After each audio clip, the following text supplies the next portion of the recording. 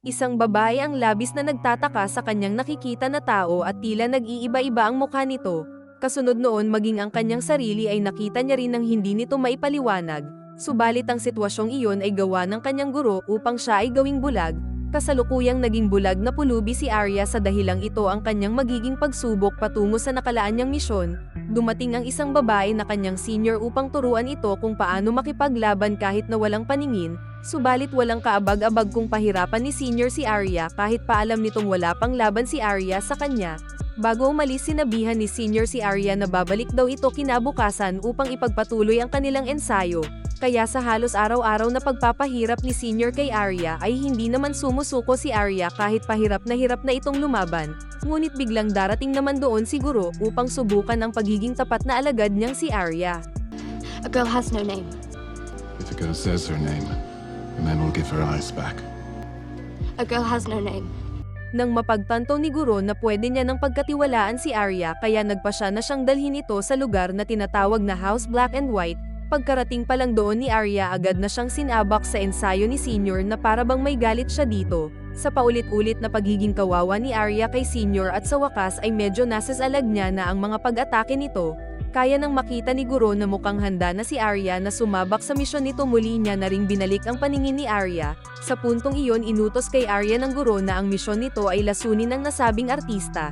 Show the people what a good king should be.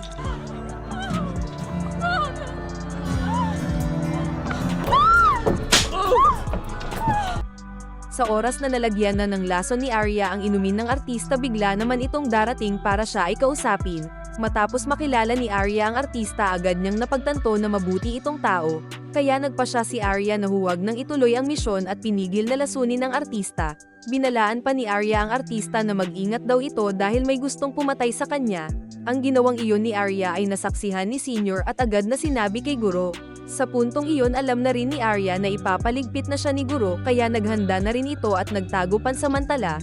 Ngunit habang ito ay payapang nasa tulay may matandang babae ang lalapit sa kanya nang bigla siya nitong inatake ng hindi niya inaasahan. Laking gulat ni Arya na ang umatake pala sa kanya ay si Senior at nagbalat kayo bilang matanda. Dahil doon ginawa na lang ni Arya ay tumalon sa ilog para tumakas. Bagaman natakasan ni Arya si Senior ngunit nangangamba ito na baka magpanggap muli ito bilang ibang tao. Tumungo si Arya sa theater kung saan naroon ang artista sabay dito na rin siya nagtago ng pansamantala. Ngunit sa muli nitong paggising makikita niya ang artista na wala ng buhay dahil pinatay ni Senior. Sambit ni Senior kay Arya na kung ginawa lang daw sana nito ang misyon niya hindi sana magkakaroon ng problema. Alam ni Arya na sugatan pa siya at mahina kaya ginawa nito na tumakas muna kay Senior dahil delikado.